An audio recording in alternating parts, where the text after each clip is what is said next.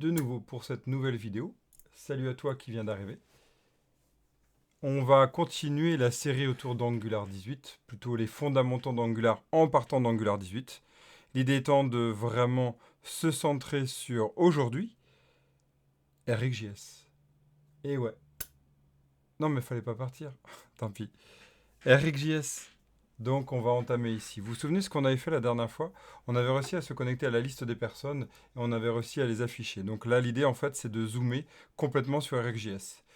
J'invite toutes les personnes qui vont suivre cette vidéo à aller voir la formation dédiée RxJS, les fondamentaux et mastering RxJS que je suis en train de commencer. C'est tout un cycle que j'ai commencé avec 2-3 épisodes pour l'instant. L'idée c'est qu'on continue ça durant le mois de juillet et le mois d'août. Et nous allons quand même ici faire un résumé de cette partie-là pour aller bien comprendre ce que c'est RxJS, parce que c'est souvent un des points qui est le plus problématique dans Angular. C'est pourquoi d'ailleurs dans les futures versions d'Angular, on ne sait pas trop quand RxJS va devenir optionnel. Pour moi, c'est une erreur, de mon point de vue très, très personnel, et même de ce que je pense de RxJS. Je pense que c'est vraiment une très bonne chose. Mais de beaucoup, l'idée, c'est d'utiliser plutôt les signaux et fetch et tout ce qui est promesse. Ma foi, quand c'est de la lecture simple, pas de problème. Quand c'est vraiment de l'affichage avec toutes des règles fonctionnelles, ça peut être un peu plus compliqué. Et si on veut faire de la vraie programmation réactive, déclarative réactive, là, je pense qu'on peut aller plus loin. Alors, qu'est-ce qu'on va faire? On va aller voir ensemble. On va aller vraiment faire une partie learning sur notre partie-là, sur notre composant. On va faire une partie learning pour vraiment aller zoomer ce que c'est RxJS et voir tout le fonctionnement de cette partie-là. OK? Alors, c'est parti.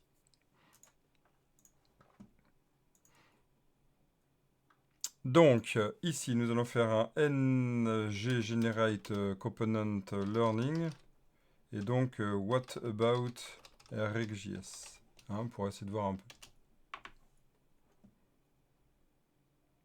On attend que la création d'une composante fonctionne bien, c'est bon. Ce qu'on va faire, c'est qu'on va le mettre dans standalone, on va juste l'appeler comme ça, juste pour tester. Ici, donc le what about, learning what about. J'espère qu'il a mis au bon... Ah, c'est pas mis au bon endroit, c'est pas grave. C'est pas grave, j'ai oublié un slash sans faire exprès. C'est pas grave. Donc notre idée, c'est quoi? C'est dans ce composant-là, on va aller l'afficher. Ici, on va faire un... Alors, j'ai mis quoi? app, je l'ai appelé? app, learning, ouais, si, il est là. Je vais voir le F12, comment il s'appelle? C'est DTBC. Ah, bah oui, je me disais bien aussi. C'était pas app, DTBC, Pourquoi tu veux pas? Oh, je suis au bon endroit? Oui, c'est bon. Ok. Il est bien là, app. Soit. Ok. Donc on va pouvoir enlever comme ça, c'est pas gênant. Ici, on va faire npm start pour tester tout ça et on va découvrir ça ensemble. Faire un zoom vraiment là-dessus, c'est hyper important parce qu'en fait, c'est de se dire aussi qu'est-ce que c'est RxJS et à quoi ça sert. C'est vraiment réussir à essayer de bypasser tout ce qui est dans les promesses et essayer d'éviter de faire des promesses. Les promesses, c'est du mode eager, c'est-à-dire un mode où quand je déclare une promesse, je l'exécute. Et c'est parti en fait. Si vous avez déjà fait des tasks, c'est exactement le même système. Regardez, je vous remontre là où on en était rendu. Cette idée-là de hey, ça fonctionne bien. On a l'affichage, on a bien ici tous les personnages qui à choisir dans notre jeu vidéo pour la création d'un jeu vidéo. Ok, bon, c'est là où on en est. Ok, très bien. Alors, on y va. On va aller construire ensemble une observable. Et on va essayer de voir le comportement d'une observable. On va afficher un message, on va commencer à l'alimenter. On va essayer de faire d'abord un affichage simple avec une string, puis après on va passer à un tableau, puis après voilà, on va essayer de comprendre un peu tout ce système-là. Donc on va aller construire une observable. Donc on va faire, par exemple, on va imaginer une liste, une liste de, qu'est-ce qu'on peut faire? Une liste de vaisseaux, un ship. On est dans un jeu vidéo, donc a priori ça peut être intéressant, c'est une gamothèque. Donc une liste de jeux de vaisseaux, je crois que ça peut bien aller. Pour l'instant, ça va juste être des noms. Donc on va faire observable. Ici, new observable. Alors on va pas utiliser les opérateurs. Je sais pas si vous avez vu dans ce qu'on avait fait la dernière fois. Je vais vous le remontrer parce que c'est peut-être un peu loin de tout ça. On va aller dans service, on va aller dans notre game service. Ici, on va dans inject de HTTP client. Et, ah oui, c'est vrai qu'on l'avait enlevé. On avait utilisé le off. Je ne sais pas si vous vous souvenez de ça. On avait utilisé le off. Ça, on va l'oublier pour l'instant. On va vraiment essayer de comprendre comment fonctionne un observable, un vrai observable. Donc là, on va prendre un subscriber. et on va aller construire ce subscriber.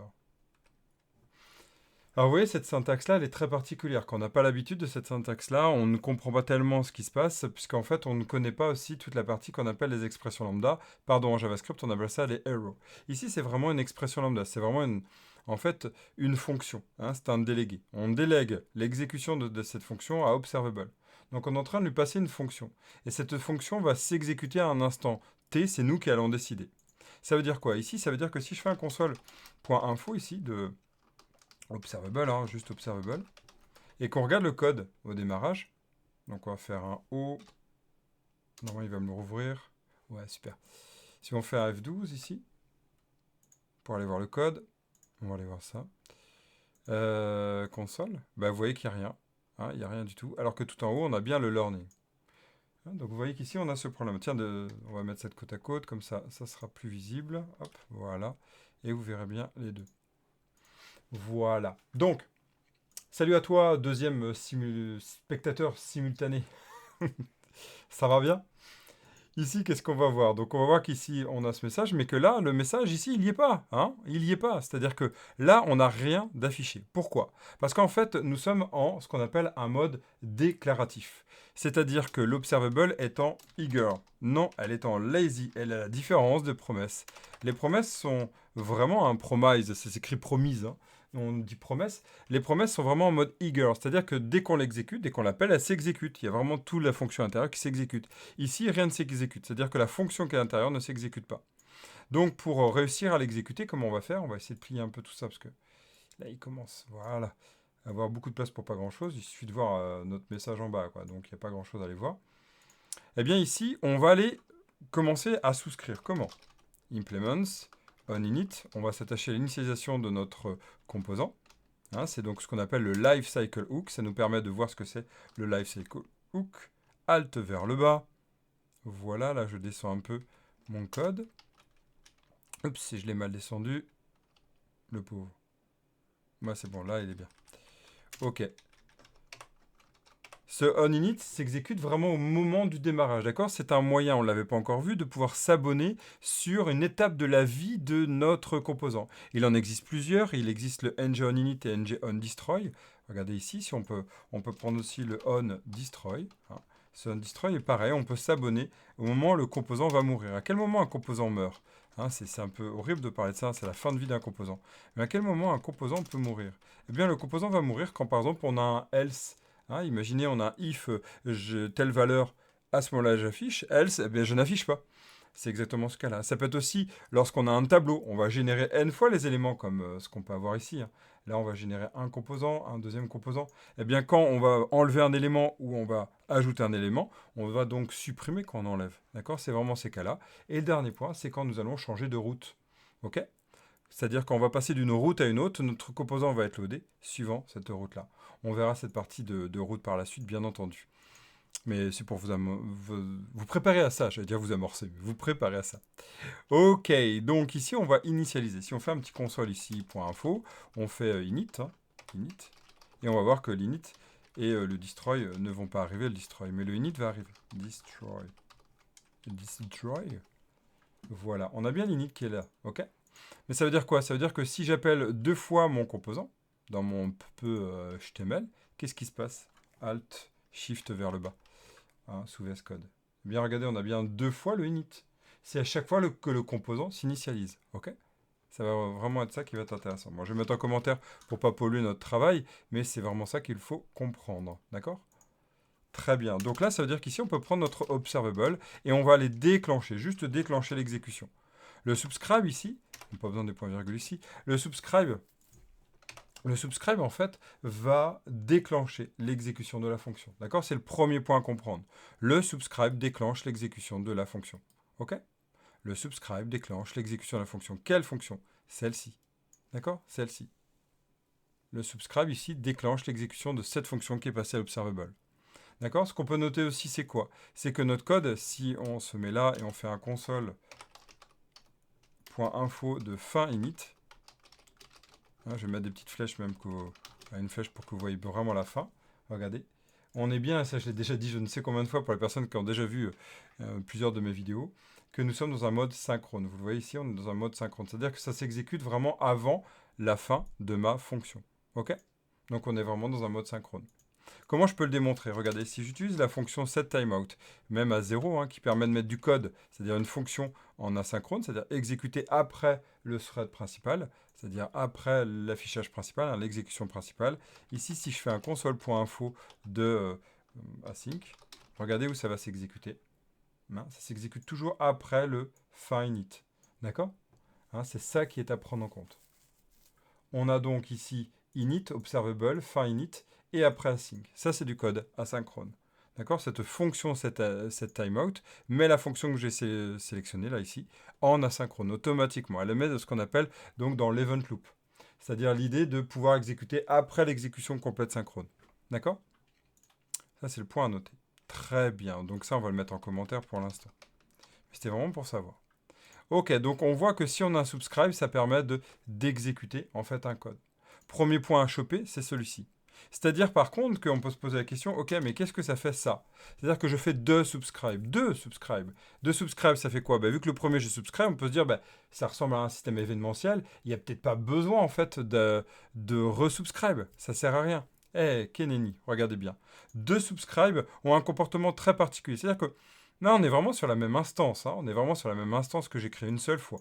Deux subscribe exécute, regardez, deux fois la fonction. Ici, c'est exécuté deux fois. D'ailleurs, le terme ici nous aide à comprendre. Ici, on a ce qu'on appelle un subscriber. Un subscriber, ça veut dire que c'est à chaque fois que je fais un subscribe. Et oui, vous l'avez, je vous ai entendu le dire très très fort, et tellement fort que je vous ai entendu. Ici, super blague qu'on est seul face à sa caméra.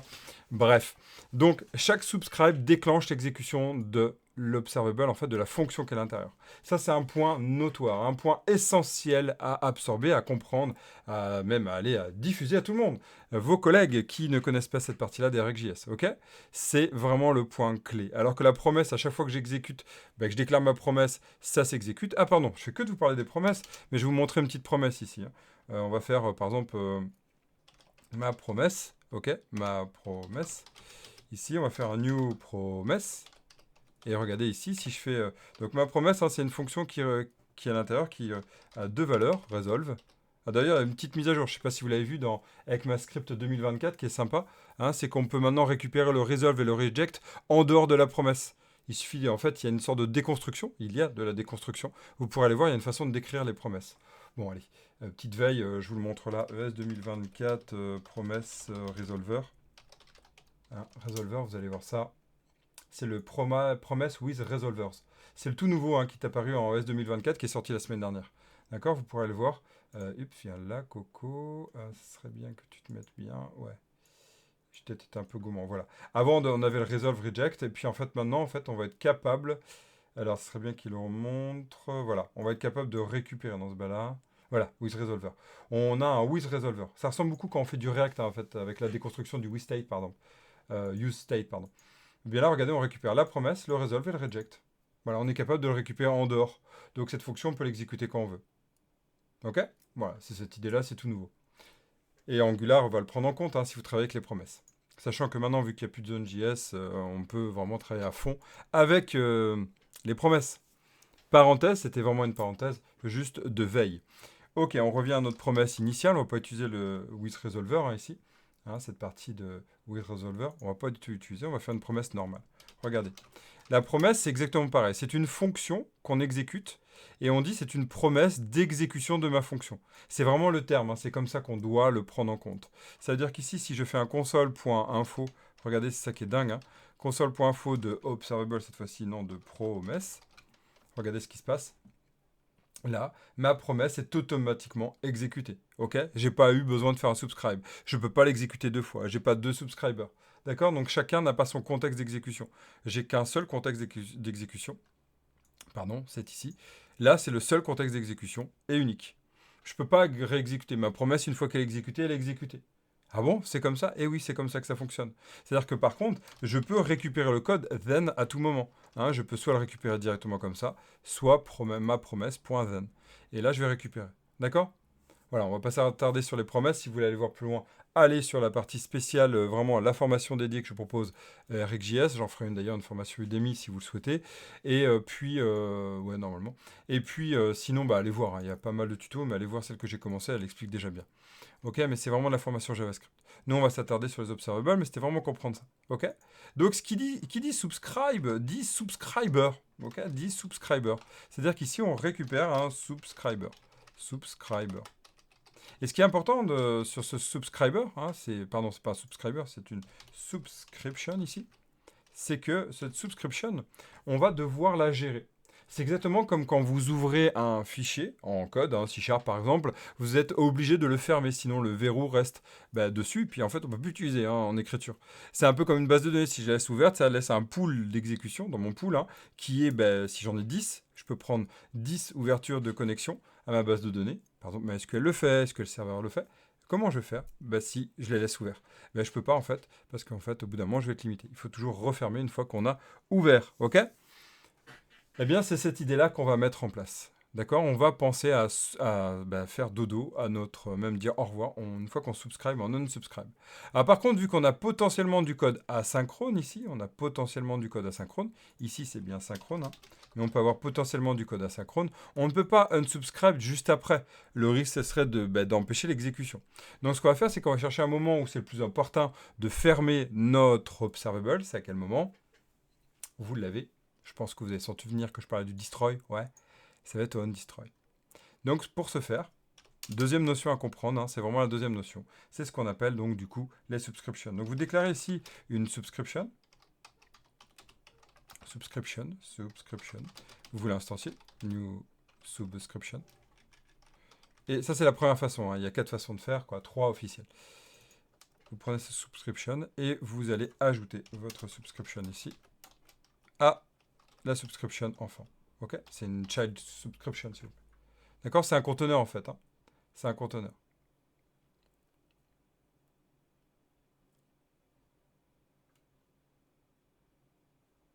Oups. Et donc, après ça, qu'est-ce qu'on va pouvoir faire? On va aller pouvoir dire pour toutes mes subscriptions, je te dis dodo. Subscription.unsubscribe. Et je les unsubscribe toutes. Ok? Voilà, c'est cette idée-là.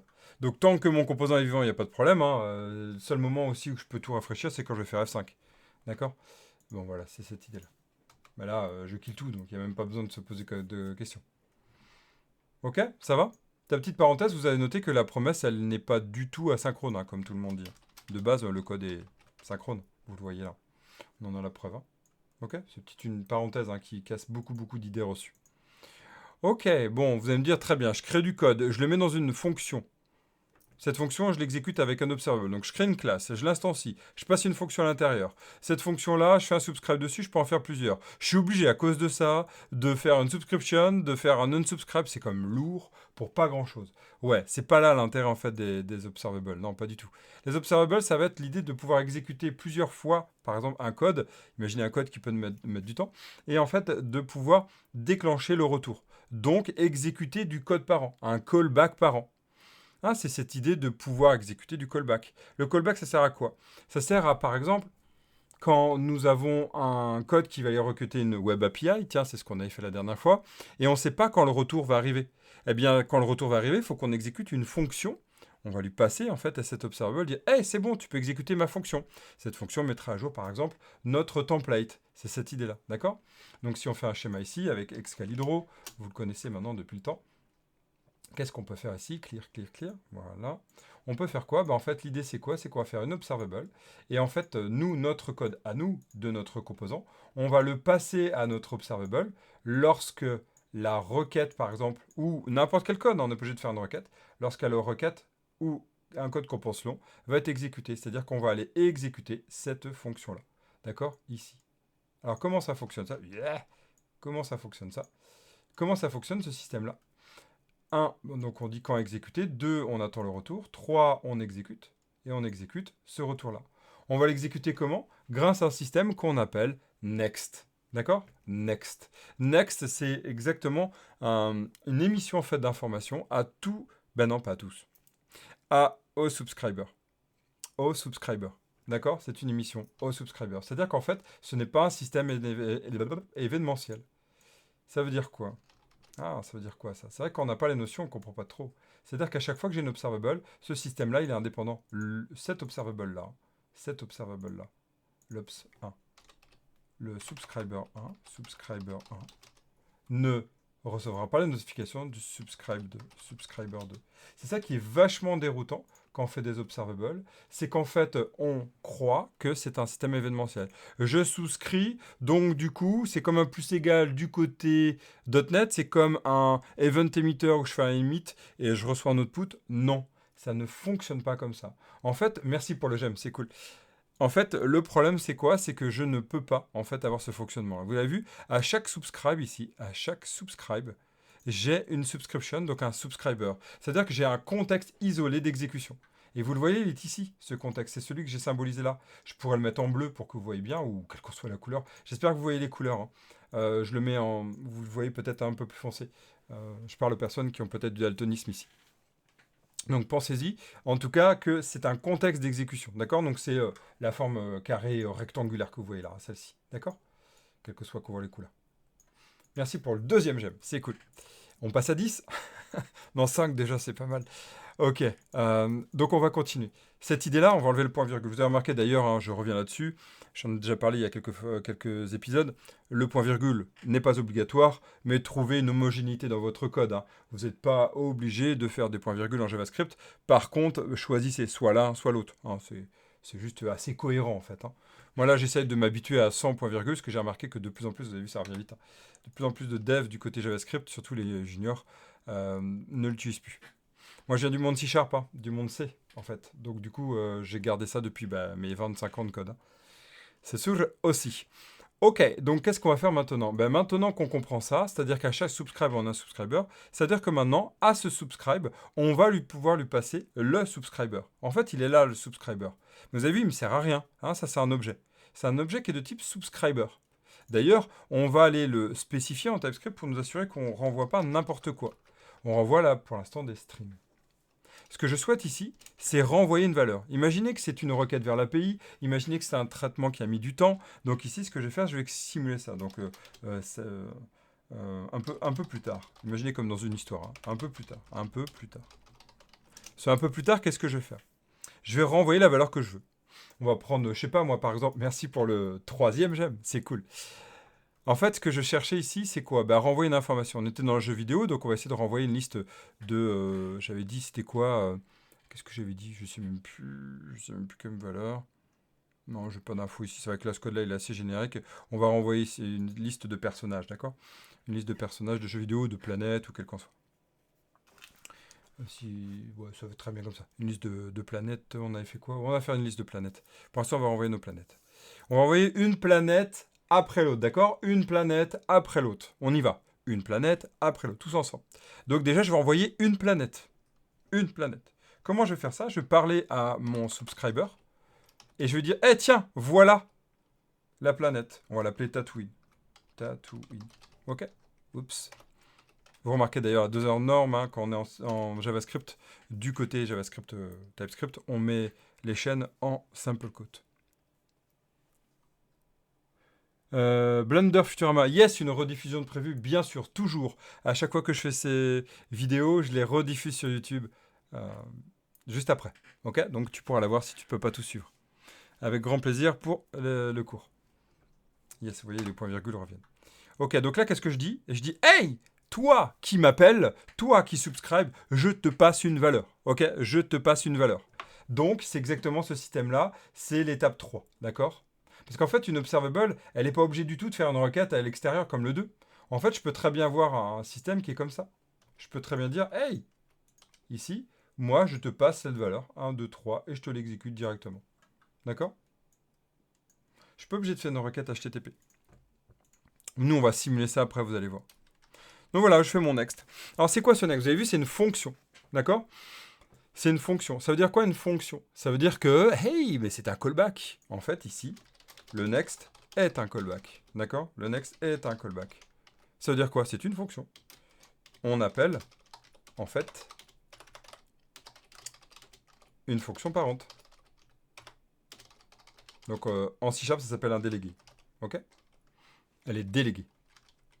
Alors comment on fait ça? Ben là, regardez, si j'exécute ce code-là, si je regarde le code en résultat, j'ai bien observable qui a été exécuté, j'ai bien observable qui a été exécuté là, parce que j'ai mon subscribe, mais le next ne fait rien. C'est ça, exactement. C'est next, error et complete. Et pas completed, mais complete, ouais, tout à fait. Yes. Et donc ici, je vais aller utiliser la nouvelle norme d'ailleurs de RxJS qui dit que je passe mon subscriber. Vous voyez, il est là, mon objet subscriber. C'est lui là. D'accord? C'est lui que je passe. Donc il va être exactement cette structure-là. Donc cette structure, c'est quoi? Il faut un next. Ah ben, je vais le mettre. Hein. Tiens, voilà mon next. Ce next-là, c'est une fonction. Elle doit respecter la signature, on appelle ça, la signature qui est écrite. Donc, ici, c'est value string or undefined. D'accord? Value string or undefined. Donc là, je passe un contenu, hein, un content, et je vais pouvoir en faire ce que je veux. Je vais pouvoir en faire ce que je veux. Pour l'instant, je vais faire un console.info du résultat, donc de mon content. D'accord? Voilà. Ça, c'est bien une fonction, vous la voyez? C'est une fonction. Elle a comme signature exactement la même que le next. Pourquoi je dis ça? Regardez, content ici est de type string. Et ça exécute un bout de code sans renvoyer, ça renvoie un void. Hein, d'accord? Ça, c'est une fonction. C'est une fonction avec un paramètre en entrée et aucun return, puisqu'en fait, le info renvoie void. D'accord? Cette next, elle est exactement pareille. C'est une void. C'est une void. Et elle a une value string en entrée. C'est exactement ça, d'accord? Et regardez là, Tatooine est bien récupéré. C'est quand même pas mal, non? Ouais, on peut applaudir. Ouais, c'est bon. Wouhou. On a aussi une belle étape. Donc là, on ferait la même chose avec les promesses, hein, avec un resolve, d'accord? La promesse, pour revenir, vous feriez ça. Tatooine. Tatooine. Tatooine. Voilà. Moi, je vais le mettre en ISO. D'accord? Je ferai la même chose. Comment je fais pour récupérer en promesse? Ben, .then, hein, item, et puis vous faites un console .info de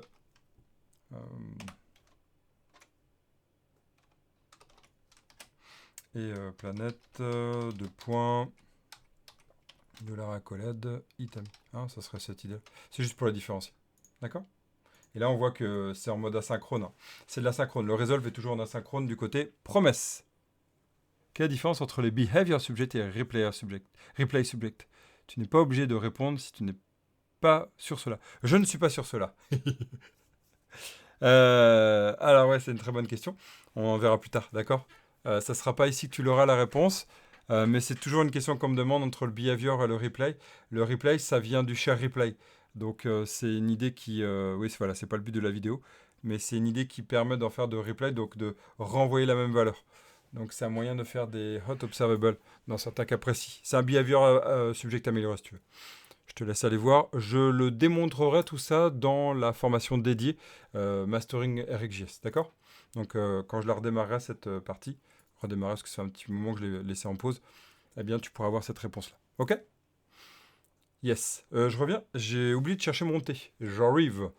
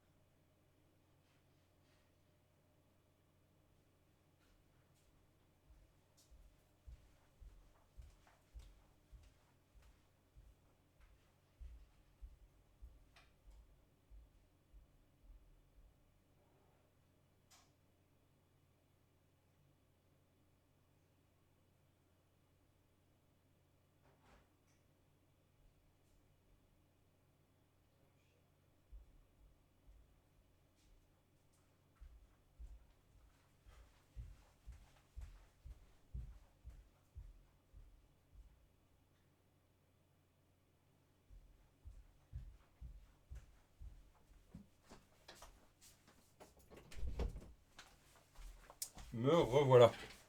J'arrive. Hey! Alors, attends, je referme là.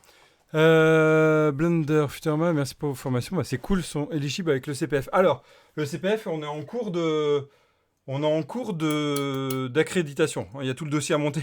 On est tout le début là de l'étape. On souhaite vraiment faire le CPF hein, sur notre centre de formation, clairement. Mais c'est une étape qui est assez longue, voilà, pour vous dire. Mais clairement, on a envie d'y aller. Donc avec grand plaisir quand le CPF sera validé. Hein, donc quand le dossier RS, ça s'appelle, sera fini et validé par l'État. Yes, mais ça sera valide. Mais en fait, en attendant, on va essayer d'aller chercher une entreprise qui voudrait bien travailler avec nous en CPF, voir si c'est faisable. Et comme ça, on pourra avoir l'accréditation. Donc on va voir si c'est faisable avant pour déjà gagner du temps. Je vous en reparle hein, très très bientôt. On a des collègues qui seraient intéressés. Yes, Malcolm, Benoît. Et frérot, rien à voir, mais j'ai suivi ta formation et j'ai eu mon premier taf en tant que développeur logiciel. Oh là là là, je suis trop ravi. Merci un de tes algos que tu as montré tes entretiens. Mais génial, alors toi là j'en ai des frissons. Je suis ravi pour toi.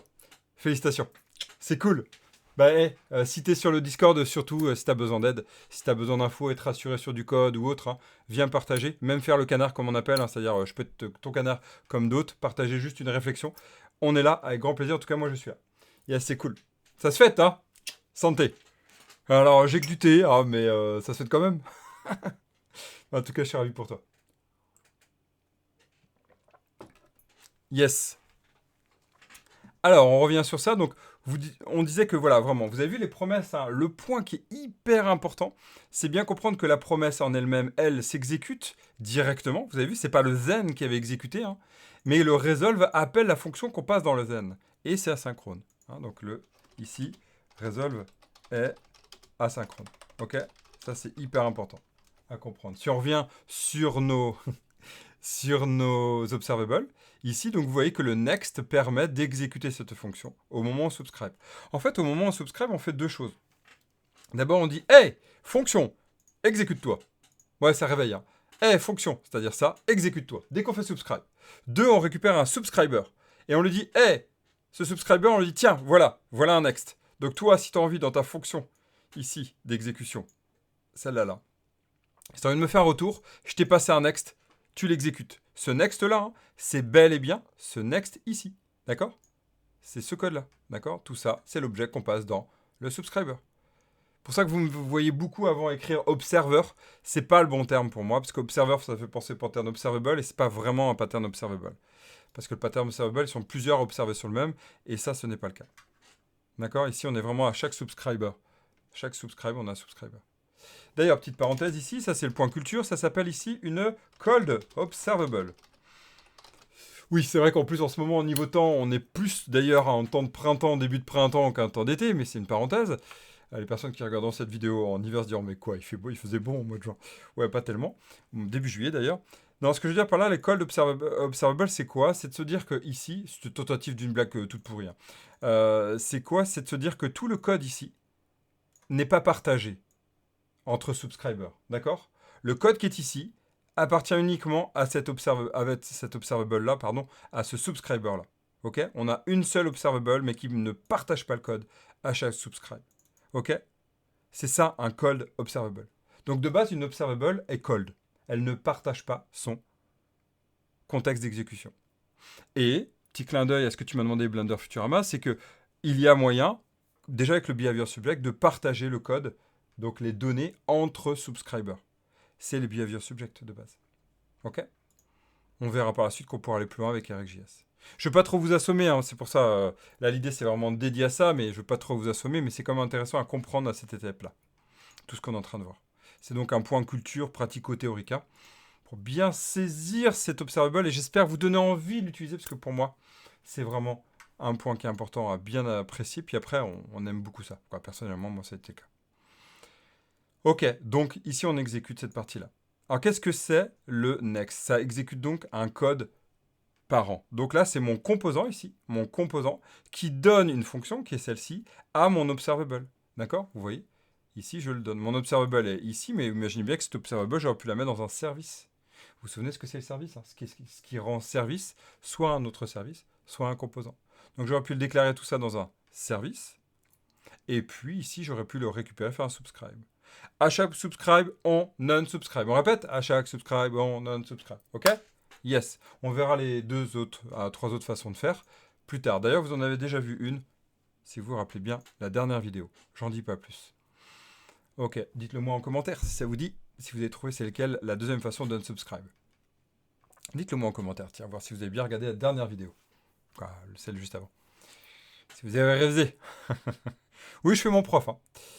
Ok, donc ici, ici. Maintenant qu'on a ça, ben on va aller voir. Le deuxième notion, c'est qu'on peut se dire, ok, j'ai fini, je n'enverrai plus aucun next. Ah, comment ça, on peut envoyer plusieurs next, on va voir après. On va pouvoir aussi s'abonner au complete.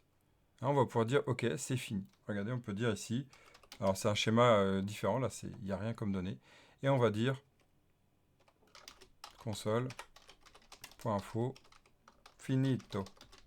Oui, je parle un peu italien pour de fou. Finito, ok. Alors là, vous voyez que le finito, il n'est pas. Hein, il y a bien observable qui est là, il y a bien Tatooine qui est apparu, ok. Mais il n'y a pas le finito.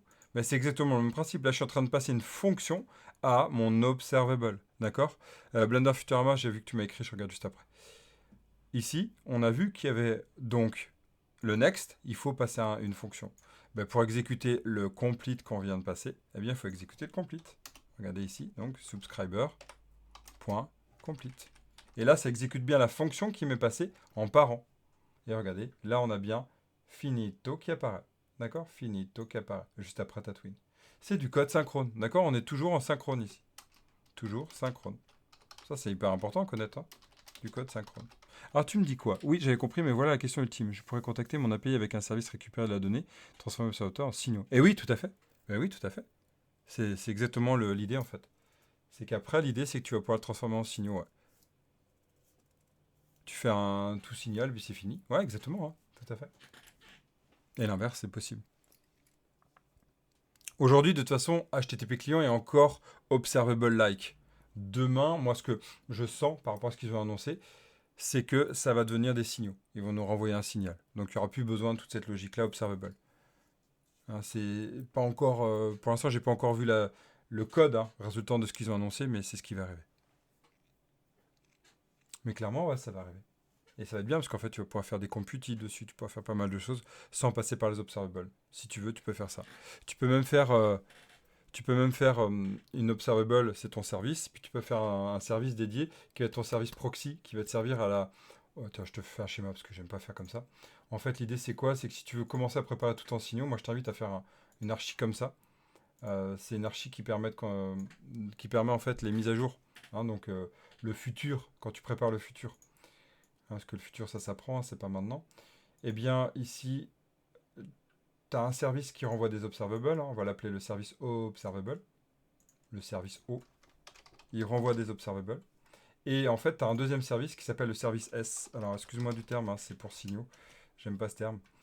Euh, pour l'acronyme, hein, j'entends. Mais c'est cette idée-là. C'est le service signaux, on va faire comme ça. Le service si. Et ce service-là, lui, renvoie quoi? Ben, il renvoie l'observable. C'est-à-dire que ton composant ici, si je décale ça, ton composant, qu'est-ce qu'il va faire? Eh ben, il va récupérer non pas ton proxy de service lui, c'est-à-dire celui observable, mais bien le signaux. Donc l'un ne fait juste que la transformation du service appelant observable. Et comme ça, en fait, tu vas travailler qu'avec lui. Demain, si Angular change et décide d'arrêter les observables pour de bon, eh bien c'est bon, tu n'auras que ce proxy-là. Alors ça se fait pas partout, mais c'est un bon moyen d'entrer en proxy, en fait, et de commencer à préparer le changement. D'accord? Merci pour le 4e gemme. Super, il n'en reste plus qu'un. Allez. Oh non, tout est tombé, c'est pas grave. Ok, j'espère que vous m'entendez toujours. A priori, oui, c'est bon. D'accord, donc cette archi-là, qui peut être intéressant à mettre en place. Yes, on revient à nos moutons. Donc ici, qu'est-ce qu'on va continuer? Il nous reste 20 minutes. L'idée, c'est quoi? C'est que maintenant qu'on a compris ce que c'est le complete, on va aller voir pourquoi c'est intéressant de faire un complete. Bah déjà, c'est d'informer en fait le développeur qui utilise notre code c'est-à-dire ce code-là, hein, qu'il y a eu un complete. Le complete, ça veut dire quoi? C'est un garant. Un vrai garant. Un gardien, non, un garant cette fois-ci. C'est un garant qu'il n'y aura plus aucune possibilité d'exécuter de next. D'accord? En fait, ça met un flag à jour. Regardez dans mon subscriber, ici, dans mon subscriber, je peux savoir si mon observable est closed. D'accord? Si elle est closed, ça veut dire quoi? Ça veut dire qu'elle a déjà été unsubscribed. Donc, qu'il y a eu un complete. D'accord? Donc, le complete fait quoi? Il met un booléen un jour dans le subscriber qui est complete. Pour chaque subscribe. D'accord? Pour chaque subscribe. Donc, ça, c'est important. C'est pour cette subscription-là. Donc, ça veut dire quoi? Ça veut dire qu'ici, et je vous invite vraiment à regarder ce qui va se passer dans la console. D'accord? Regardez, je vais la déplacer. C'est aberrant ce que je fais, c'est juste pour comprendre. Je remonte mon complete avant le next. Et regardez ce qui se passe. J'ai bien le finito, mais je n'ai pas le code Tatooine. D'accord? Ça, c'est le point essentiel à choper à ce moment-là de la formation, de l'apprentissage autour d'Angular. C'est que le next n'est pas un code qui s'exécute directement. En fait, c'est un proxy, lui aussi, qui va exécuter le next qu'on passe ici. Et il fait if mon subscriber n'est pas déjà completed, à ce moment-là, je peux exécuter le code qu'on m'a passé, la fonction qu'on m'a passée. D'accord? Donc, si le complete est exécuté avant, à ce moment-là, le next ne s'exécutera pas et ne fait pas planter notre programme. C'est super pratique sur cette partie-là. D'accord? Voilà, c'était le point à savoir. Donc, c'est un garant. C'est vraiment un garant. On sait que quand le complete est exécuté ici, cette fonction s'exécutera donc bien à la fin de tout ce qui va se passer de tous les next. D'accord? Vous avez entendu ce que j'ai dit? De tous les next. Ah bon? Ouais. De tous les next. La différence aussi avec les promesses. Regardez, je peux dupliquer ce code-là. Et là, ici, je vais par exemple mettre Coruscant. Alors, je l'écris pas tous les jours. À chaque fois, je me fais... Hey! Alright! J'ai eu peur. Voilà, Coruscant. D'accord? Et regardez ce qui se passe ici. Quand j'enlève, j'ai bien d'abord Tatooine qui a exécuté ma fonction. Puis après, j'ai Coruscant. Donc là, le next, vu qu'il n'y a pas encore le complete, va exécuter cette fonction-là. Puis après, le deuxième next a la capacité de réexécuter la même fonction. C'est ça l'intérêt des observables aussi. On peut faire un système de flux de communication qui est vraiment très pratique pour aller transmettre des informations à différents moments. Vous créez une observable et vous avez différentes étapes qui se passent dans cette observable. À ce moment-là, vous pouvez faire un next à chaque étape de cette observable. Un exemple que moi j'ai déjà mis en place, vraiment, concrètement, j'avais un tableau de fichiers JavaScript et pour chaque élément, j'allais faire un next. C'est bon, je l'ai bien chargé. C'est bon, je l'ai bien chargé. Et je m'abonnais dessus, je lui avais passé un next pour savoir et d'exécuter ça. Je voyais mes fichiers qui s'affichaient petit à petit. Voilà, c'est cette idée-là en fait qu'on va chercher à travailler. Ok? C'est cette idée-là. Et le complete va dire c'est bon, ça c'est bien terminé. D'accord? Voilà, on peut savoir ces étapes-là. Ok? Ça va? Ouais, tout est bien. Bon, bah si ça va, c'est cool. Je vous entends pas, mais j'imagine. Ok, donc qu'est-ce qu'on va faire maintenant? Ben, on va comprendre que ce next-là, il peut être intéressant puisqu'on va pouvoir commencer à le mettre dans un système asynchrone. Donc là, je vais le transformer en asynchrone. Comment on en transforme une observable en asynchrone? Eh bien, on met du code asynchrone à l'intérieur. Comment on met du code asynchrone? Oui, ça fait beaucoup de questions. Eh bien, on met un set timeout ou un set intervalle. Et voilà. Et regardez ce qui va se passer là. Hein? Vous voyez? Je vous laisse le temps d'observer.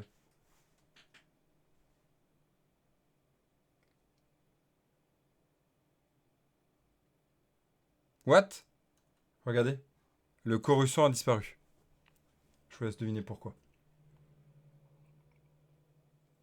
Et vous n'avez pas répondu à ma question, hein. Je l'ai dit en commentaire. Le deuxième moyen, en attendant que vous regardiez ça, le deuxième moyen de subscribe, c'est le bypassing. Hein. On en reparlera un peu plus tard. Bref, revenons à nos moutons. Pourquoi là, j'ai pas Coruscant qui s'affiche? Pourquoi je n'ai pas Coruscant qui s'affiche? Hey, that's the question. Alors, pour répondre à cette question, on va chercher à comprendre le mode synchrone-asynchrone. Le mode synchrone, c'est quoi? C'est j'exécute dans le même thread, il n'y en a qu'un, dans JavaScript, qui est le thread d'affichage. Donc ici, c'est quoi? J'exécute observable, puis après j'exécute Tatooine, puis après j'exécute setTimeout, d'accord? SetTimeout, juste setTimeout, puis j'exécute subscriber.complete, ok? C'est vraiment ce système-là. Quoi? Ça veut dire que cette fonction-là ne s'exécute pas? Et non, je vous avais dit, le setTimeout ne exécute la fonction qui est passée dans le setTimeout, la met en mode asynchrone, dans l'event loop, moi ce que j'appelle la stack event. C'est-à-dire en gros tout ce qui va s'exécuter après le mode synchrone. D'accord? Le setTimeout est synchrone s'il est dans un code synchrone. Et donc du coup, ainsi, nous allons mettre tout ce code-là en asynchrone. Ok? Donc plus tard, nécessairement plus tard. Quel que ce soit un quart de milliseconde avant, il y a une exécution, ça peut tout bloquer. Ok? Parce que ça va s'exécuter toujours après le mode synchrone. Donc toujours après le fin init, ici. Toujours après le fin init. Là, regardez, le fin init. D'accord? Donc, qu'est-ce que j'ai fait en synchrone? On regarde, on check. Ça, c'est synchrone. Ça, c'est synchrone. Et oui, je suis dans un code synchrone ici. Hein, je suis dans mon composant, sans rien de plus. Ici, le set timeout est synchrone.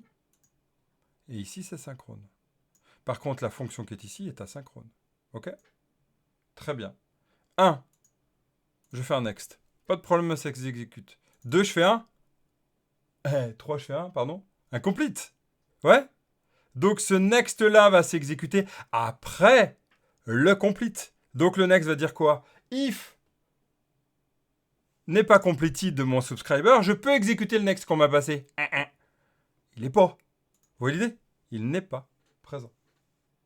Donc, le next ici ne s'exécutera pas.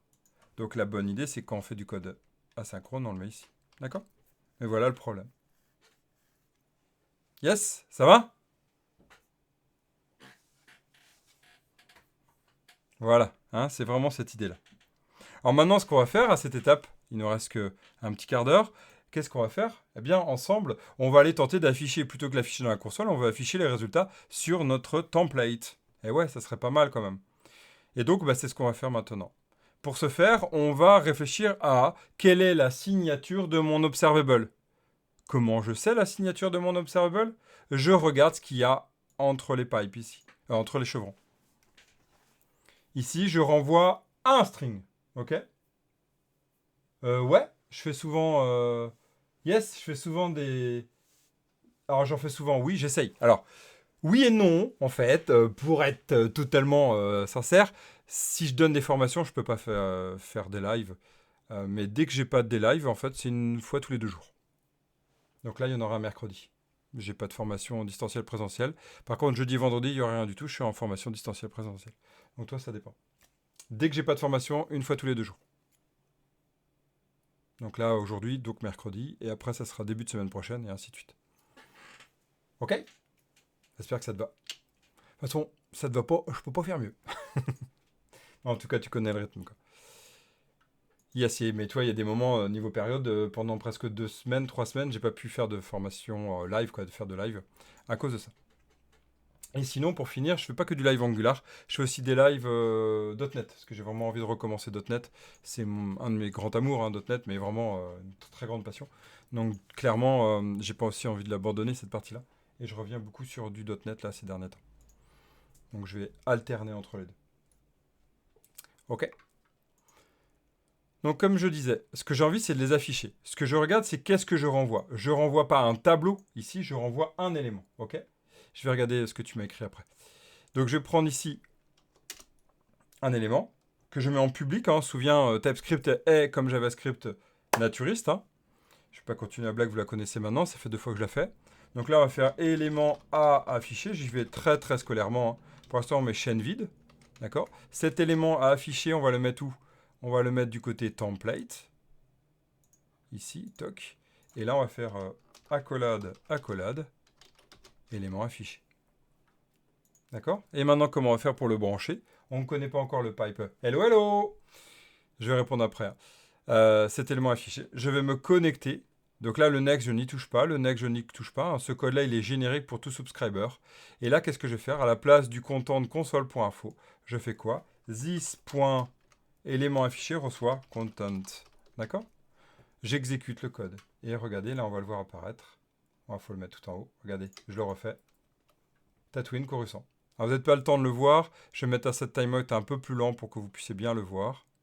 Je remonte tout doucement, voilà. Je vais faire 1500, donc 1 seconde et demie. Regardez bien là-haut. Tatooine.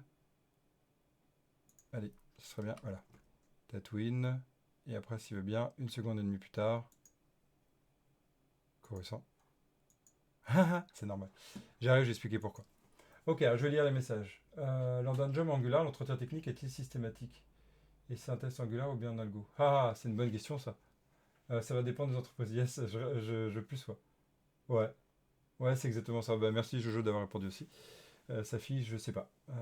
Je sais pas si je prononce bien d'ailleurs ton prénom Safi.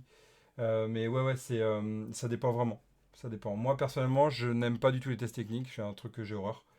Parce qu'en fait, c'est pas de mon point de vue, hein, c'est un point de vue très personnel. Je l'ai fait, hein, parce que j'ai recruté je sais pas combien de personnes maintenant, je compte plus. et vu tellement de monde en entretien depuis 10 ans 15 ans. Attends, ça fait combien de temps? Ça fait 12 ans que j'ai une entreprise. Et au début, j'ai faisais beaucoup les entretiens. Je croyais que ça me rassurait en fait. Puis en fait, j'ai oublié le plus important, c'était les skills humains, hein, tout ce qu'on appelle soft skills, je crois. C'est vraiment ce côté où, en fait, moi, je vais rechercher plus le rationnel, l'échange, comment on va voir. Et même là, c'est pas totalement vrai en fait, parce que c'est très dur à sonder. Parce qu'en fait, il y a le stress de l'entretien qui est pas le vrai stress de ce que tu vas vivre en entreprise. Il y en a qui disent que par exemple, le stress qu'on vit en entretien, ça va montrer comment on réagit en stress. Moi, je dis c'est complètement faux. Tu peux avoir une personne ultra stressée parce qu'elle a tellement besoin d'avoir son job que elle est stressée sur ça. Puis après, stress avec les clients, il n'y a aucun problème. Et vice-versa. Donc déjà, pour moi, c'est complètement faux. Et c'est l'erreur des RH de croire ça, vraiment. Et deuxième point, c'est pareil avec les tests techniques. Moi, ce que j'ai remarqué, c'est que les tests techniques, tu peux faire un test d'algo. Aujourd'hui, chez GPT, tu crois quoi? Tu demandes un algo, c'est fini, quoi. C'est comme demander à faire des calculs mathématiques. T'as la caltoche, quoi. C'est pas là que ça va prouver si t'es intelligent ou pas. Non, moi je pense que c'est plutôt intéressant, c'est plutôt de le mettre en condition. Hein, c'est-à-dire, s'il faut faire des tests techniques, à ce moment-là, c'est sur une journée complète. Ou sur une demi-journée, ça fait long, une journée complète, mais une demi-journée. Une demi-journée. Et à ce moment-là, c'est le mettre en condition, c'est-à-dire juste un exercice, juste de réalisation. Et même là, juste voir comment il fonctionne. Et en fait, l'idée, c'est même pas de le finir, pour moi, l'exercice, mais c'est plutôt de se dire, comment ça s'est passé? Après, c'est débriefer avec la personne. Voilà, ça c'est mon point de vue. Donc c'est pas systématique, non, non, clairement. C'est pas. Et il faudrait mieux faire un test Angular, ouais. S'il ne faut pas un test Angular, c'est que derrière, je vois pas trop intérêt. Pareil, c'est un point de vue, ok? C'est un point de vue. Mais franchement, les tests techniques, coding game, je déteste ça. Mais c'est un avis très perso. Sachez que, bon, pour l'instant, on ne recrute pas du tout, hein. Mais le jour où on recrutera de nouveau, euh, clairement, vous n'aurez pas de test technique à la coding game chez nous, hein. C'est clair et net, hein. Ça me fait tellement rire.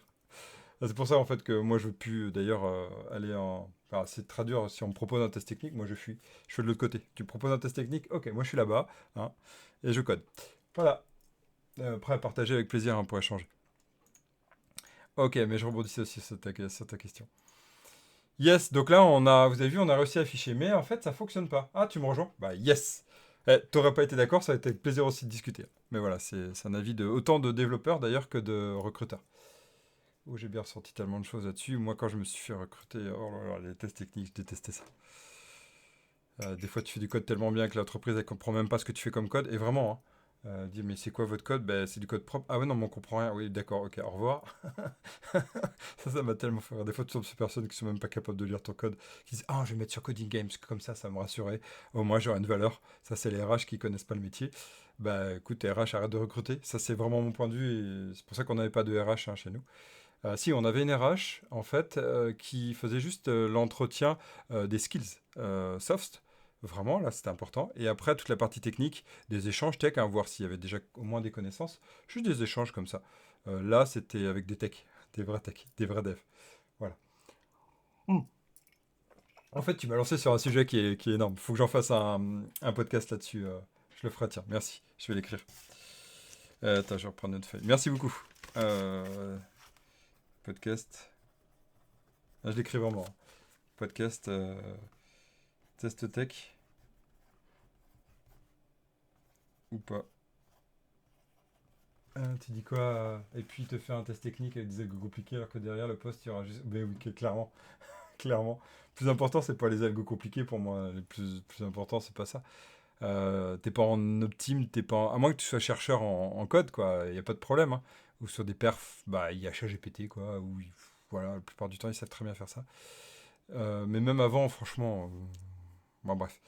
Et non, moi je pense que le plus important, c'est les tests fonctionnels, c'est la compréhension du fonctionnel. Mais même là, c'est tellement faux. Mais voilà, exactement, exactement. Mais même là, même ouais, sur le test fonctionnel, il suffit que ton fonctionnel ne soit pas bien compris, parce que la plupart du temps, il n'est jamais compris, même par les chefs de projet. Donc bon.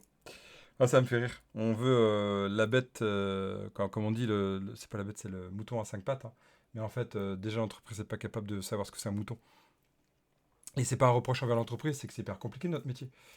C'est l'un des plus beaux et des plus compliqués métiers au monde pour moi. Je les connais pas tous, donc j'imagine qu'il y en a plein d'autres comme ça. Mais en tout cas, je sais que notre métier, il est hyper complexe pour ça. Il y a tellement d'humains dans ce qu'on fait, tellement que déjà. Ouais. Juste petite question, même beaucoup l'ont entendu. Chez GPT va te dire. Ah, ah, ah. Tu veux relancer un sujet? Ah, ça, c'est un débat éternel. À l'heure où ça en est, non. Voilà, moi, c'est mon point de vue. À l'heure où ça en est, pas du tout. Alors, en tant qu'apprenti dev Angular, même, clairement. Au contraire, je te dirais que ça va te faire te propulser. Par contre, pour moi, il faut être malin. C'est-à-dire, je dis pas que t'es pas malin, hein.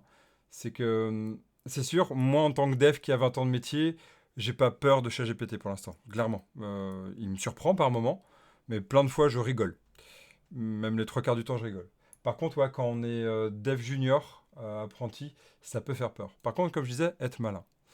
C'est quoi être malin? C'est de se dire que bah tiens, ça serait sympa d'apprendre grâce à ce que ChatGPT va me fournir. Hein, c'est pas faire du copier-coller. Moi, j'ai appris grâce à ChatGPT sur certaines notions, par exemple dans Unity. J'ai 2 ans d'expérience, non 3 ans maintenant Unity. Mais je fais pas ça à temps plein, donc je peux considérer que j'ai à peu près un an et demi. Donc je me considère encore junior en Unity. Vraiment. Je fais un dev jeu vidéo si vous saviez pas. Et donc, ce que je fais, et ça c'est mes réflexes de dev expérimentés, hein, mais je te le transmets, c'est je prends ce qu'il me dit et je vais pas faire un copier-coller bêtement. Si, je veux le faire pour voir si ça fonctionne, mais c'est pas bon ça. Non, je vais aller chercher. Ok, cette partie-là, il me le dit, c'est quoi? Tiens, ça, il me parle de cette notion, c'est quoi? Tiens, ça. Jusqu'à temps que je comprenne à 100% tout le code et que je sache vraiment utiliser tout le code. Et là, ChatGPT, il a son intérêt en tant que junior. Parce qu'il va t'apprendre même merveilleusement bien. Parce que ton lead tech, il est jamais dispo. Ou ta lead tech, elle est jamais dispo. Les pauvres aussi, moi j'en sais quelque chose, les temps, tu es alpagué de partout, par les juniors, et c'est normal, hein, c'est ok que tu viennes demander, moi j'adore. Mais quand tu as 50 juniors qui te demandent, bah tu fournis plus. ChatGPT, c'est ton lead tech à toi. Donc il suffit juste que tu le configures en tant que lead tech. D'ailleurs, configure-le comme ça. Et dis-lui de t'apprendre, hein, dis-lui qu'il t'explique tout. Vraiment. Demande-lui pas juste de pondre le code, d'expliquer tout. Et là, il a vraiment intérêt aujourd'hui pour te former de manière accélérée. Vraiment. Tu testes à côté, hein. Fais pas juste du code copier-coller. Je sais que durant la journée, on veut prod, prod, prod, prod. Ouais, ouais, non, non. Fais semblant de prod et ralentis un peu ton rythme en te laissant un peu. Je sais que c'est stressant, mais c'est cette idée-là. Et voilà, exactement, exactement. Mais à 100%. À 100%. C'est exactement ça. Tellement, tellement. C'est ça. Alors après, est-ce que plus tard ça va changer? Je sais pas du tout. Hein, je sais pas du tout. D'ici 3 à 5 ans, on pourra peut-être avoir peur. Moi, je pense oui. Là, vraiment. Mais il reste encore beaucoup de codes qui existent depuis 20 ans. Ça, cela, chez GPT, ne saura pas les reprendre. Notre métier, il va changer, c'est sûr. Ça, c'est sûr et certain. Et moi, je remarque que je l'utilise, mais pas tout le temps. Beaucoup parce que j'ai expérience, bah, je me fais chier plus à parler à un chat GPT, parce que déjà, il faut que j'écrive bien mon prompt. En plus, mon prompt, il m'a écrit, je perds plus de temps à écrire du code, autant que j'écrive du code, quoi. Voilà. Donc, voilà. Surtout, utilise-le comme tremplin, comme dit Elderich. Yes! J'ai un message du côté Twitch. Salut Coding Game, tu prends le titre du rajout de solu sur Google et t'as fini un dev. Pour moi, c'est quelqu'un qui sait où chercher, non? Mais oui, complètement. Mais complètement. Clairement. Ah, c'est un débat là, c'est super. Bon, on va s'écarter un peu du sujet d'Angular, mais c'est un débat magnifique. On me dit, c'est pas d'écrire du code, mais c'est de faire le lien entre demande fonctionnelle et solution. Mais oui, complètement, complètement. Hein, c'est encore trop souvent. Merci pour les 5. On passe à 10. Bon, en fait, il va rester un quart d'heure parce que je dois vraiment partir à 16h15, même à 16. Il va rester, pardon, 8 minutes. Donc je pourrais pas aller jusqu'à 10, mais merci pour les j'aime, c'est super sympa. Je suis ravi que cette session vous plaise. Je vous laisse continuer sur les échanges. J'essaie de rebondir un peu là-dessus, mais je veux juste avancer. Mais juste revenir sur le jeu sur un point, ouais, je suis d'accord avec toi. Même s'il y a trop souvent des chefs de projet qui essayent de choper cette info au lieu de laisser les devs discuter de ça. Putain, on a 6 gemmes, quoi. Ouais, extraordinaire.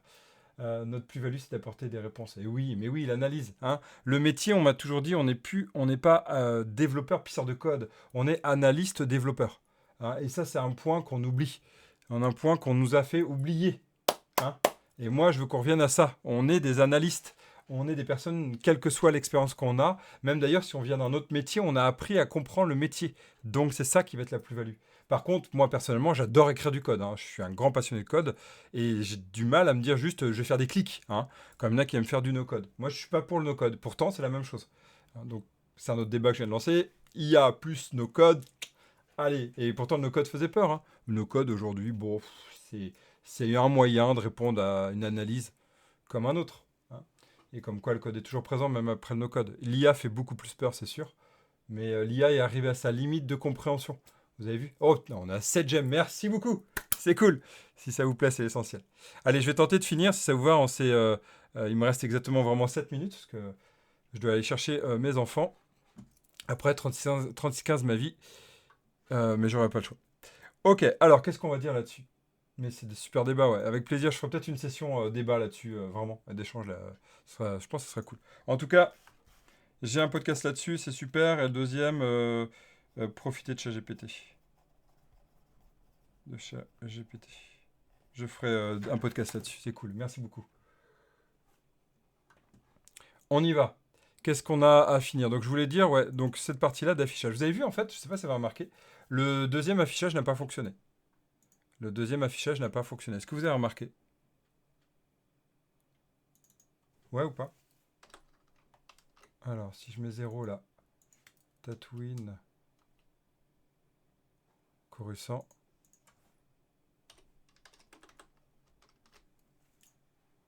Ah si, on l'a vu. Ah, on l'a pas vu. Une seconde et demie plus tard. Finito. Je l'ai pas, hein. Je l'ai pas. Donc là, on va être un peu bloqué sur ça. Bah ouais, carrément. Yes. Donc là, on a notre Tatooine. Et là, en fait, bah, on va essayer de mettre à 1000. Ouais. Une seconde. Une seconde. Une seconde. Ça veut pas, hein. Alors, on va tenter de faire quelque chose. On va retourner sur notre app config. On va enlever ça, juste pour voir. On va revenir là-dessus. Et voilà. Je sais pas si vous avez vu. Là, je suis revenu dans ma zone. Hein? Ouais. Clairement, on n'est pas que des pisseurs de code. Je suis revenu dans ma zone. Ouais, je suis revenu dans ma zone. Cette zone-là me permet, regardez, de la mise à jour. Là, tac, Coruscant est apparu. Je remonte, hein. Tatooine, Coruscant. Ok. Je repasse dans ma zone. Je repasse dans ma zone less. Tatooine. Ok. Et là, je reste bloqué. Je reste bloqué. Ça ne se met pas à jour. Comment je peux mettre à jour? Il y a plusieurs façons de faire. Eh bien, l'idée, c'est d'utiliser un signal. Donc, ce qu'on peut faire, en fait, c'est que mon message, ici, élément affiché, pour être sûr que ça s'affiche bien, vous vous souvenez, j'en avais parlé la dernière fois, c'est une belle démonstration. Ici, si je suis sans zone, je vais plutôt utiliser ce système-là. Je vais créer un signal. Je vais créer un signal avec chaîne vide au début. Donc, un état de mon composant. Hein, un état de mon composant. Et là, je ne peux plus faire le next. Ici, là, je ne peux plus faire est égal, mais je vais faire .set. Vous vous souvenez de ça? Hein, 7. Ça va permettre de mettre à jour. Je vais enlever ça parce que c'est moins lisible. Regardez bien. Là, je dis OK, mets-toi à jour. Là, il me dit signal Tatooine. Ah, très bien. OK. Ce que je vais faire, en fait, c'est que je vais exécuter cette fonction-là comme ceci. Je vais m'abonner au changement. D'accord? Je vais m'abonner au changement avec des parenthèses. Et regardez là, Tatooine, puis Coruscant. OK? Donc ça, c'est la grande nouveauté d'Angular 1.18, qui était amorcé en 16, hein, mais qui est arrivé avec 18 au sens, c'est la Signal API, hein, c'est le 17 qui l'a validé, 18 Signal API. Quand je veux mettre à jour, quand je remonte sans zone, je vais utiliser donc du coup les signaux pour prévenir mon template, d'accord? Comment j'ai fait? Je suis passé d'un mode où j'avais chaîne vide à signal. Le petit point qui m'interroge ici et qui est à point à prendre en compte, c'est que quand j'avais 0, en fait, il se mettait quand même dans la stack d'exécution avant. En fait, c'est qu'on voit bien que la mise à jour du template étant asynchrone, il s'exécute avant la mise à jour du template. Donc là, ça fonctionnait. Fixe avec Angular 19, qu'est-ce qui devait être fixe, Blender Futurama, tu entends quoi?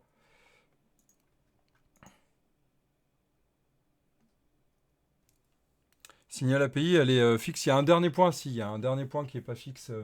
Mais autrement, la Signal API est finie. Hein.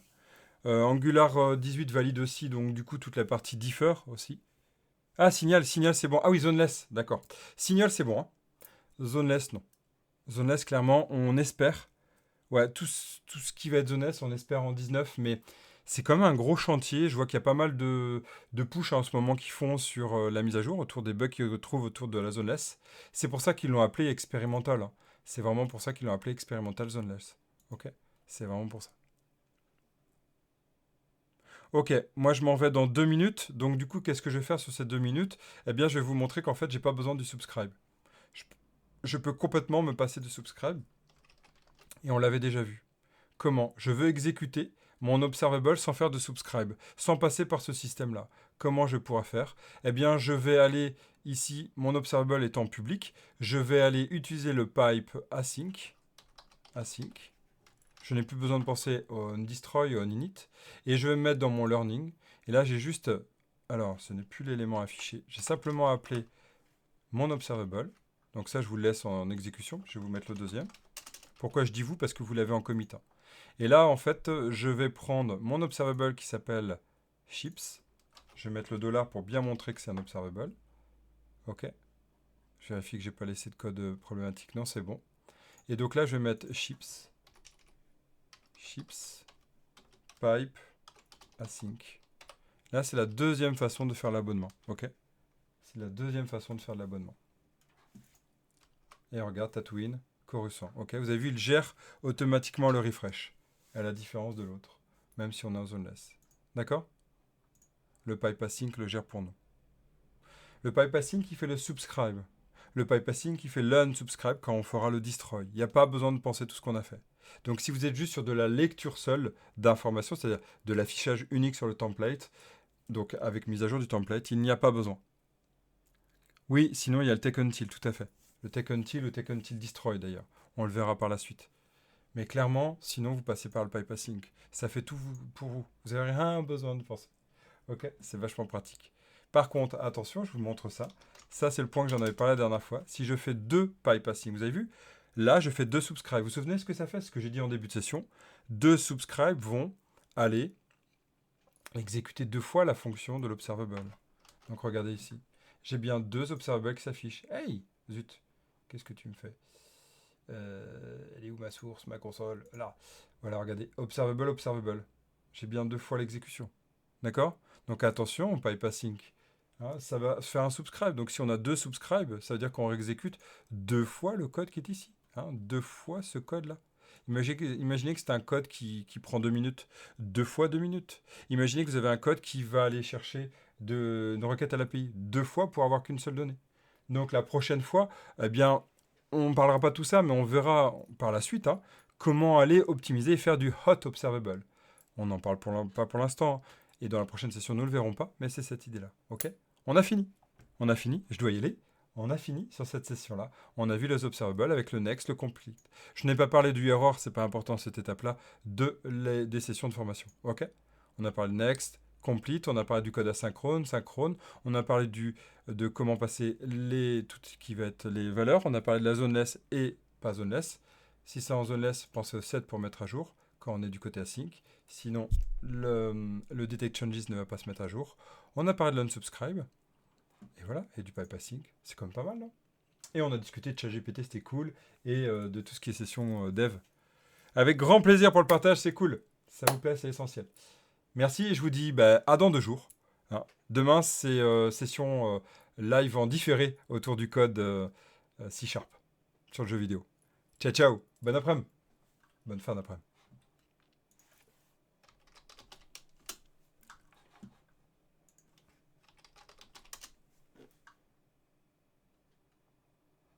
Avec plaisir, ciao.